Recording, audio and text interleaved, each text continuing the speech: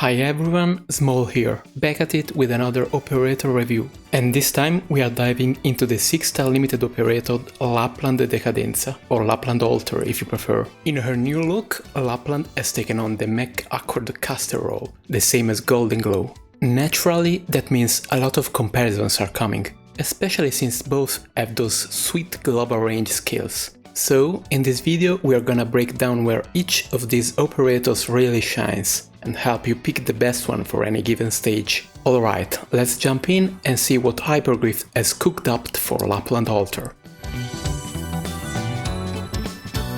First off, let's hit the basics with a quick refresher on the mech accord caster archetype and its special trait. So here's the deal, these casters come with a drone that starts off doing 20% of the operator's attack as arts damage, and each time that drone hits the same target, it ramps up, dealing an extra 15% per hit. In Lappland's case, this drone is this adorable little wolf buddy you can spot on her shoulder or barking right in the enemy's face. Now, when an enemy gets taken down, the drone locks onto the next target, but it has to start building that damage boost all over again. Once it maxes out, the drone is hitting for up to 110% of Lappland's attack power, which requires 6 hits on the same enemy to fully stack. Remember that 6 hits thing because it's coming up again in a sec, but for now, just know that Lappland is at her peak when her wolf drones keep biting away at the same enemy. Mech accord casters also boast a 1.3 second attack interval, making them the speed demons among casters. Coupled with their damage stacking trait, this lets them shine in sustained single target DPS situations. Plus, here's a bonus. The drones will keep attacking even if the caster is stunned or frozen. Check out the Lappland's drone still going strong while she's out of action.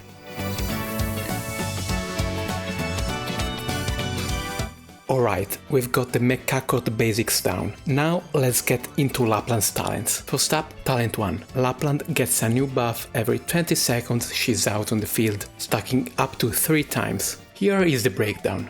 After 20 seconds, her drone damage cap jumps by 10%, letting her drones do up to 120% of her attack as arts damage. Remember that 6 hits thing? Well, now it takes 7 hits to max out. But hang in there, there's going to be more to this when we'll talk about her module. After another 20 seconds, Lappland and her drones start applying a 2-second silence on enemies. Sure, not every enemy can be silenced, but this can still make a world of difference. You've got those exploding slugs, dodge-happy enemies like Nethersea Predators and Lakeside Volunteers, and even some nasty sniper stuns. Basically, being able to slap silence on enemies all over the map, I think that's pretty huge.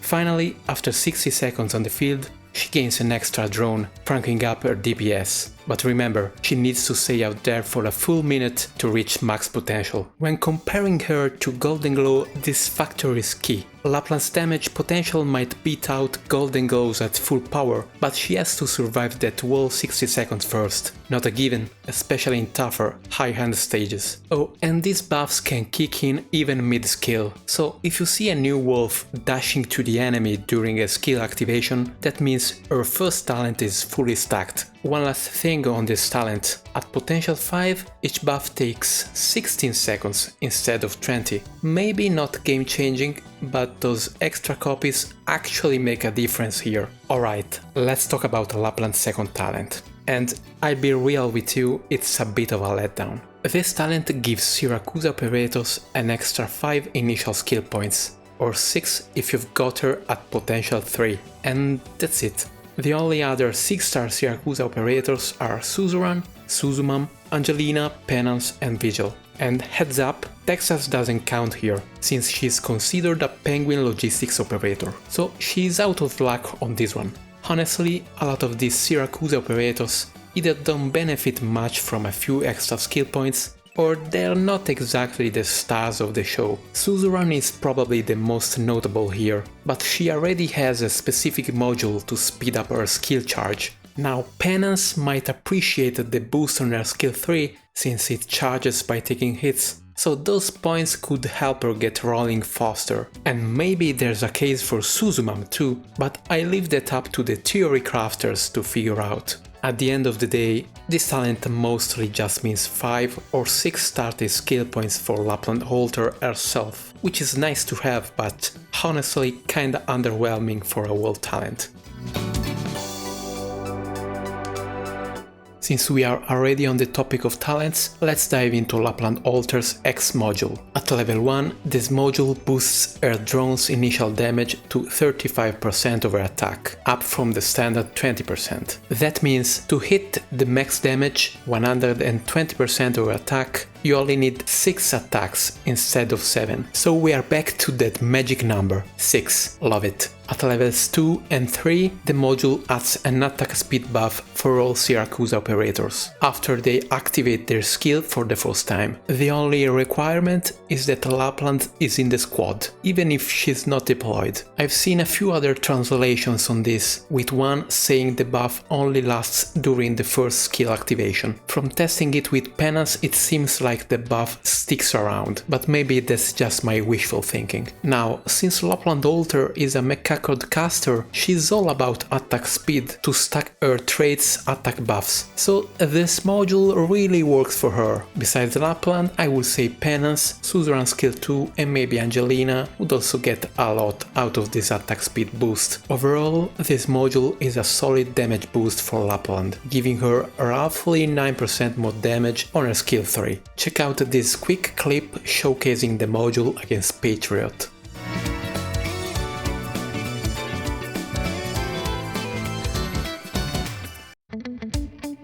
So yeah, this module definitely isn't bad. The extra damage is noticeable, and if you are a fan of using Lappland Halter, upgrading it to level 3 makes a lot of sense. Just keep in mind that her next module might enhance her first talent, which is a big part of her power, so if you are tight on module blocks, it's something to consider. Alright, let's dive into Lappland skills, starting with skill 1. This one sounds incredible on paper. Global range, infinite duration, toggle activation, but hold up, there are a few catches keeping it from being totally broken. So let's see the details. First, Lappland gets a permanent extra drone. If you add that to her innate drone from her trait and the one from her first talent, that means Lappland can have 3 drones going at once. Now, you can toggle the skill on and off. When it's on, she gets a small attack buff, and her drones will randomly lock onto idle enemies across the map. Yep, this is true global range, but only on idle enemies. So, who counts as idle? Enemies standing still on the map qualify, but so do ones blocked by your operators, or affected by crowd controls like stuns or binds. Here is a little demo. Whenever you see those little wolves hanging around an enemy, they're getting attacked. Now, here is a quirk to watch out for. Sometimes the drones can get stuck on indestructible devices, like in this example. Unlike Golden Glow's drones, Lappland's drones do not explode, so they won't retarget until the enemy is dead. In this case, you'll need to toggle the skill off manually to get your wolves back. So yeah, it's like having an infinite global range skill with almost no ramp up time, and with the ability to target idle enemies all over the map, Lappland has a unique edge for dealing with tricky situations other operators can't. Sounds awesome, right? But let's talk about the downsides. The biggest issue? Damage. Lappland doesn't have magic resistance penetration, her attack stat is low like the other mecha code casters, and the skill only gives a small attack boost. So if the drones lock onto enemies with high magic resistance, you might end up with leaks in your defense line. On top of that, the drones instantly switch targets when their current enemy starts moving, which can mean constant retargeting on enemies with ranged attacks. This keeps the damage stacks low, causing a serious DPS loss. Overall, this skill feels a bit awkward to use, and you'll need to toggle it carefully to avoid wasting DPS. Alright, let's check out Lappland skill 2. During activation, she gets 3 extra drones, bringing her total to 5. That's a crazy number of drones on the field. Her attack range also jumps up to match Golden Glow skill 2 range. She gets a solid attack boost, and each drone attack has a 10% chance to inflict fear. Sure, 10% isn't huge, but with 5 drones attacking at once, that debuff is bound to land sooner or later. This skill is all about short, powerful bursts. It's on a quick cycle with only 28 SP cost and lasts for 22 seconds, so it's ready pretty much whenever you need it. You can pop it off constantly to tear through tough enemies. Skill 2 really shines at single target damage, especially when you lock all 5 drones onto a beefy enemy and watch as they build up their damage multipliers. Lappland's lack of resistance penetration can still sting, but with this skill's FT attack buff, she can take down enemies with decent magic resistance. Here is a clip of the drones in action against Team Knight, who has 40 magic resistance, a respectable amount. You'll notice the drones follow him even when he moves out of Lappland's range, but once the skill ends, they'll head back to her side, so they won't hang around outside their range for long.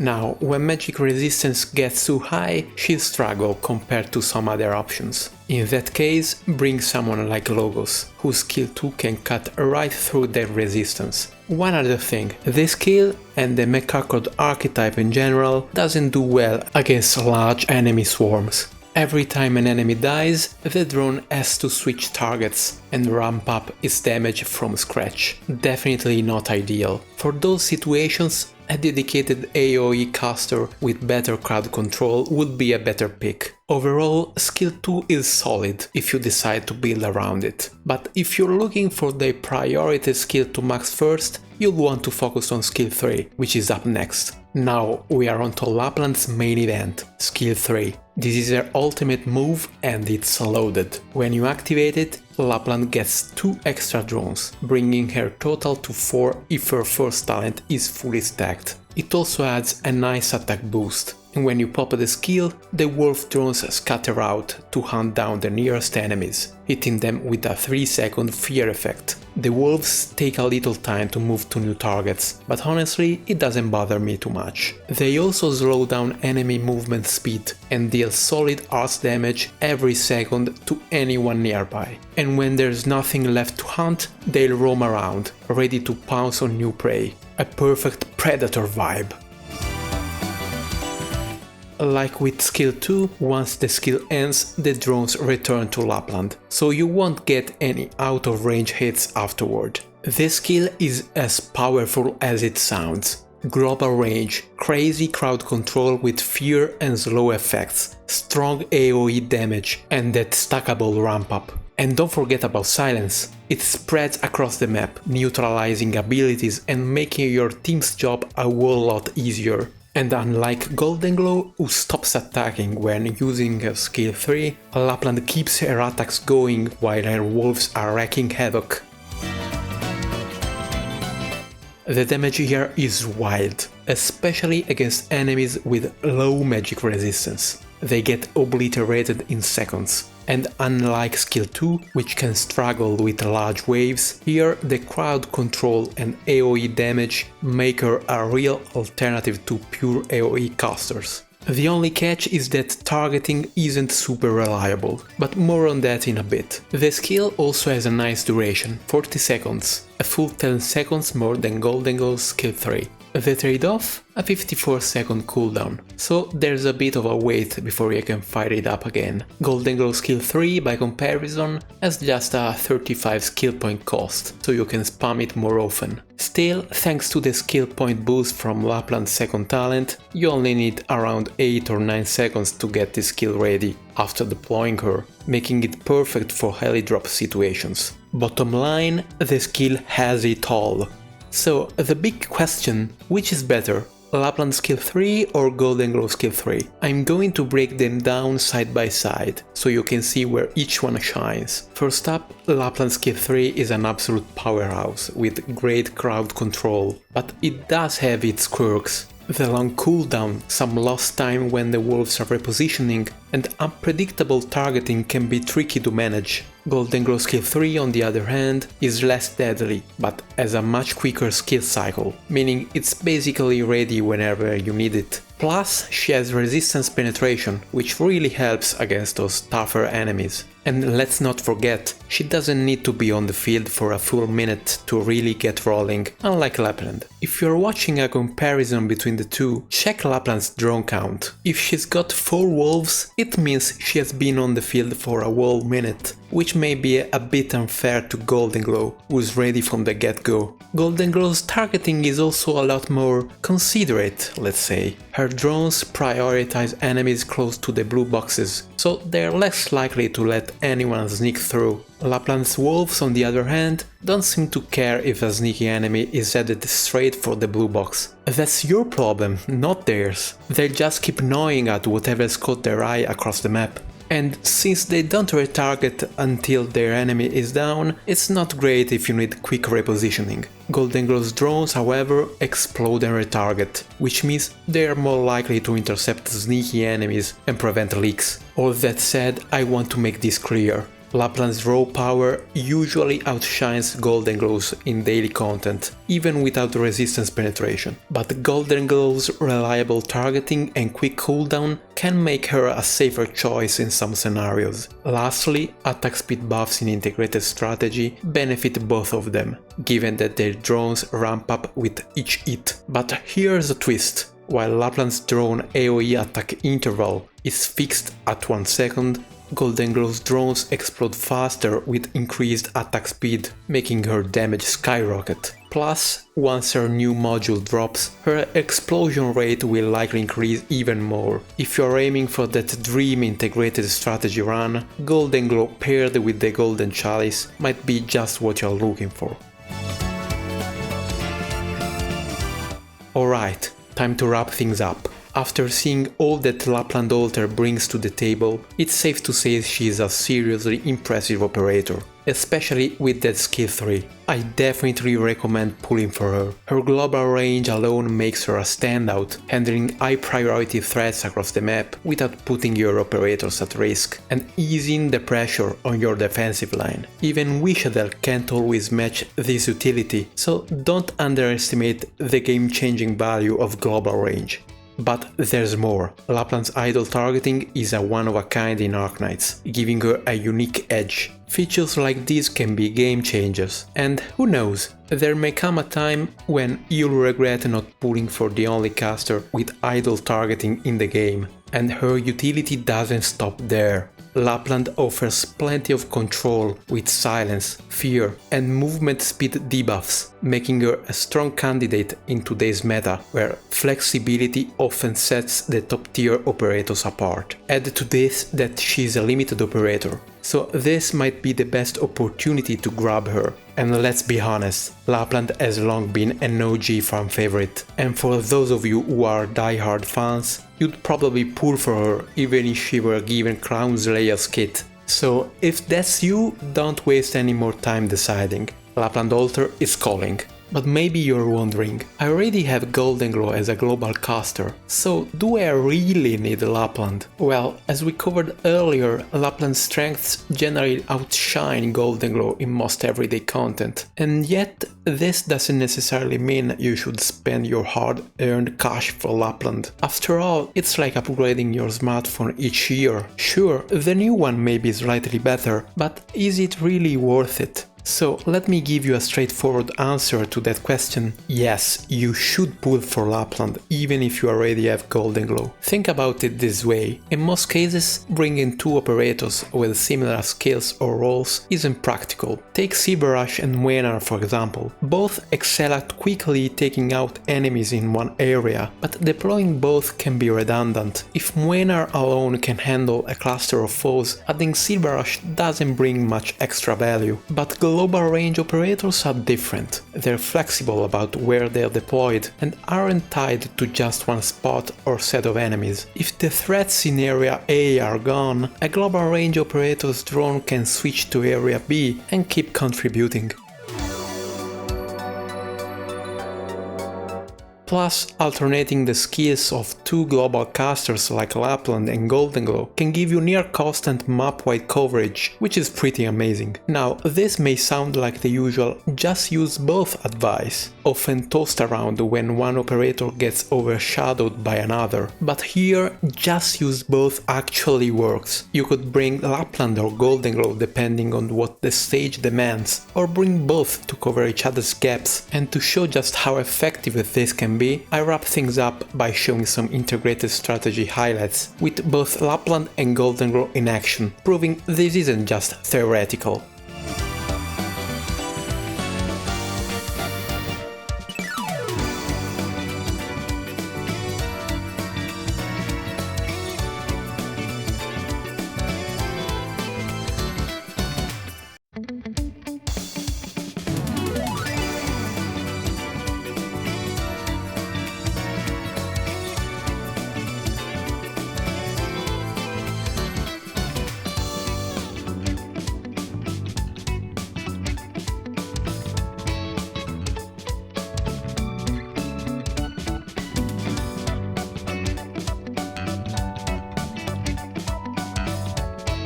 Alright, that's a wrap. Thanks for watching and see you in the next one.